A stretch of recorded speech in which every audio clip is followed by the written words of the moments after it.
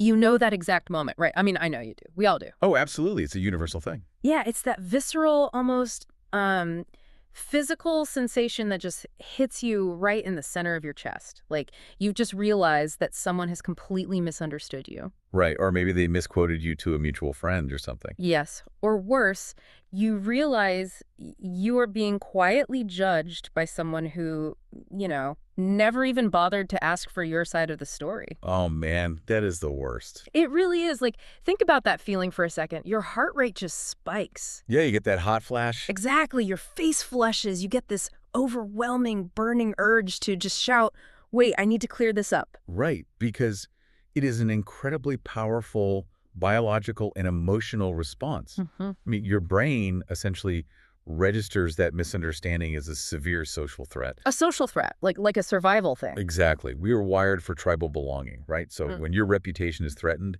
your amygdala just fires up. Wow. So the alarm bells are just going off. Yep, the alarm bells go off, and your immediate unthinking instinct is to neutralize that threat by, well, any means necessary. Which usually means we start drafting defensive text messages in our head while we're taking a shower. Oh, guilty. We all do it. Right. We rehearse these brilliant, airtight counter-arguments on our commute, just imagining the exact moment we'll deliver them and, finally be vindicated. And that's exactly what we're getting into today. It is. Today we are taking a deep dive into some notes from Belinza actual blogs. The piece is titled, When Silence is Stronger Than Explanation. It's such a fascinating read. It really is. And our mission for this deep dive is to completely flip your perspective on silence.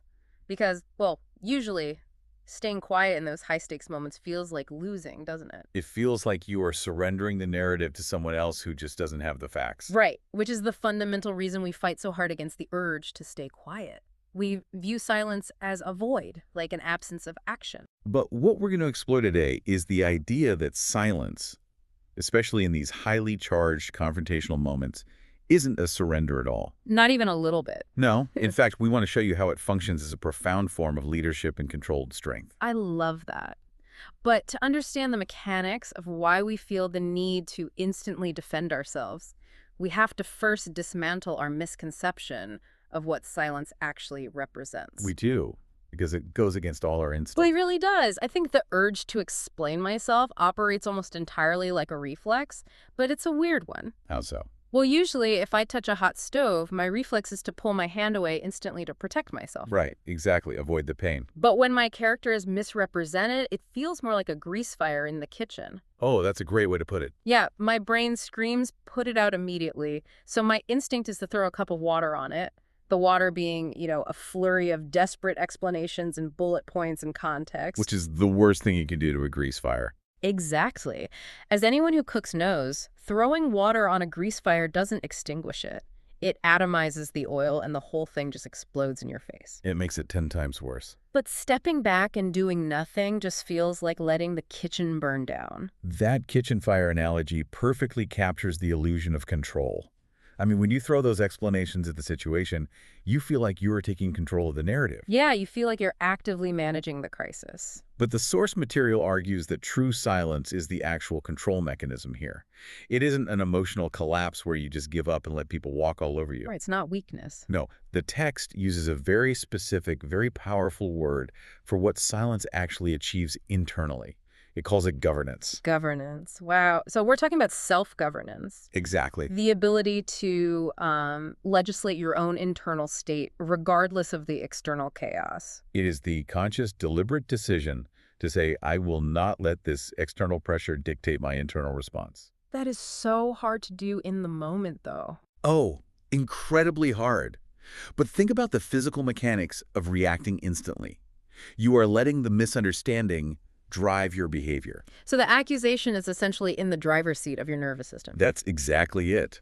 But when you choose silence, you are keeping your hands firmly on the steering wheel.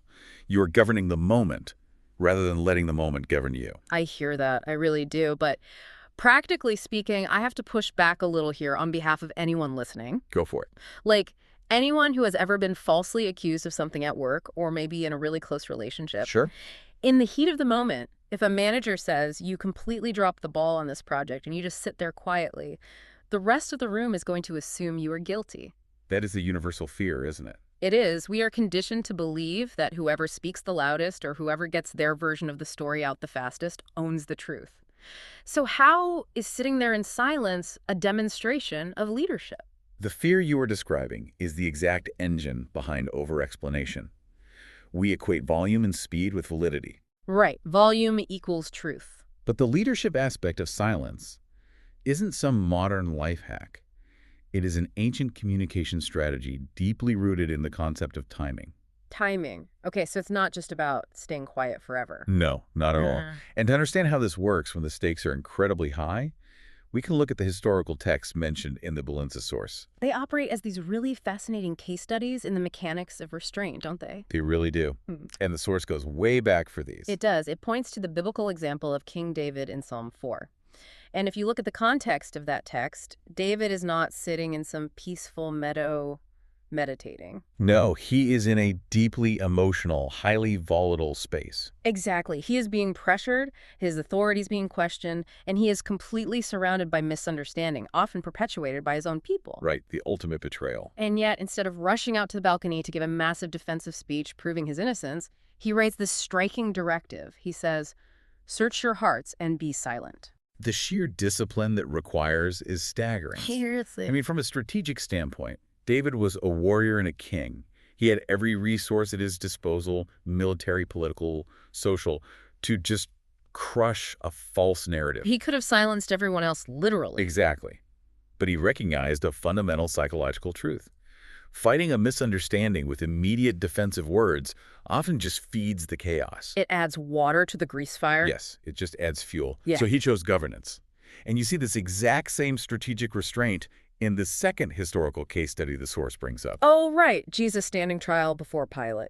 Talk about the ultimate high-stakes environment. Seriously, it does not get more extreme than standing trial for your life based on a total distortion of your identity and your actions. Facing grossly unfair, unjust accusations from the established political and religious leaders of the era. And what the text points out about the specific interaction is highly nuanced, isn't it? Very much so. It notes that sometimes, in certain contexts, he actually did answer his accusers. Right. It wasn't a blanket rule of silence. But in the most heated moments of misunderstanding, he stayed completely silent. And the source makes a point to clarify that this silence wasn't a lack of vocabulary. Like, it wasn't that he couldn't think of a brilliant legal defense or some witty comeback to dismantle Pilate's logic. Not at all. It was a profound understanding of cognitive readiness. Cognitive readiness. What does that mean in this context? Well, if we connect this ancient account to the broader picture of modern human psychology, we find a powerful truth about communication. There are moments when the person accusing you or the crowd judging you is simply lacking the psychological capacity to hear the truth. Wow, so they literally can't hear it no matter what you say. Exactly. Their minds are already cemented by their own pressure, prejudice, or political needs. So throwing your desperate explanations at a wall of prejudice doesn't break the wall. No, it just exhausts your energy. The silence demonstrated that truth is not inherently fragile. It doesn't need you to prop it up frantically. There is a line from the notes that completely stopped me when I read it, and it addresses that fragility perfectly. Which one? It says, "Truth does not always need immediate defense. Sometimes it needs space to stand on its own." I love that line. It brings us to the core mechanism of this entire concept, which is creating space. Creating space, yeah. Because when you rush in to defend yourself, you crowd the truth. You intertwine the facts with your own anxiety, your need to be validated, and your desperation to be understood. Yeah, people can sense that, can't they? Oh, absolutely. The listener picks up on that anxiety. But when you step back, you remove your ego from the equation and give the truth the oxygen it needs to simply exist. See, leaving space for truth sounds beautiful. It has this incredibly majestic, poetic ring to it when we talk about antiquity. It does sound nice in theory. But I wonder how that concept survives today. Because, well, we don't live in ancient courts. No, we definitely do not. We live in an ecosystem of smartphones, push notifications, and instant gratification. Like, if someone misrepresents my intentions in a company Slack channel, or posts a distorted narrative on social media. Yeah, leaving space for truth feels a lot like leaving space for a wildfire to burn down my entire reputation before I even get out of bed. Exactly. The friction there is very real. It is, because we live in a digital environment that actively penalizes silence, and financially rewards instant reaction. Oh, the algorithms. The algorithms of our daily communication are literally built on velocity. Reply to that email within 5 minutes. Defend yourself in that group chat before someone else chimes in. Post your side of the story immediately so the algorithm prioritizes your narrative. Prove your innocence at the speed of fiber optics. It's exhausting, and we've all been there. You're lying in bed at midnight, staring at the ceiling. Your brain is just spinning out of control. Writing essays in your head. Yes. You convince yourself, if I just send this one perfectly crafted 5-paragraph text message breaking down my exact intentions and where they got it wrong, it will fix the situation. You hover your thumb over the send button. Totally convinced that this essay will bring world peace to your social circle. But let's analyze the actual outcome of those midnight paragraphs. Because the psychological cost of that constant, frantic need to explain is heavy. So heavy. And the source outlines exactly why it backfires. First, from a cognitive standpoint, over-explaining actively weakens clarity. Weakens it. How? Well, when someone gives you one concise reason for an action, you generally tend to believe them. Yeah, that makes sense. But what happens to your brain when someone gives you 5 overlapping, slightly defensive reasons? Oh, I see. You immediately start looking for the lie. Exactly. It feels like they are protesting too much. The message gets completely diluted by the sheer volume of the defense. Right, because the listener's brain has to process all that extra data, and that cognitive friction is often interpreted as deceit or insecurity. Wow. So the more words you throw at a misunderstanding, the murkier the water gets. Exactly. Yeah. And second, constantly defending yourself slowly but surely drains your internal peace because you are outsourcing your emotional regulation. Outsourcing it to the person who misunderstood you. Yes. Yeah. You are handing the keys to your emotional state over to them. You are implicitly saying, I am incapable of feeling okay until you agree to see me correctly. Wow. I cannot be okay until you agree to see me correctly. That is a massive trap. It's huge. You are giving an antagonist complete jurisdiction over your internal stability. So, okay, if over-explaining drains your peace and dilutes your message, what is the alternative actually doing internally? Well, this leads to the most profound psychological insight from the text. It explains the hidden mechanism of what silence achieves on an internal level. Oh. When guided by wisdom, silence actively separates your identity from the accusation. Well, hold on. So if someone accuses me of being careless or selfish, my reaction to defend myself is actually tethering my identity to their words? Precisely. When you are falsely judged, the accusation attempts to attach itself to your core identity. It says you are a failure. Right. And when you immediately panic and launch into a frantic defense, you are implicitly agreeing that their accusation holds the power to define you. Man, that fear of being defined by them is exactly why we fight back so aggressively. It is.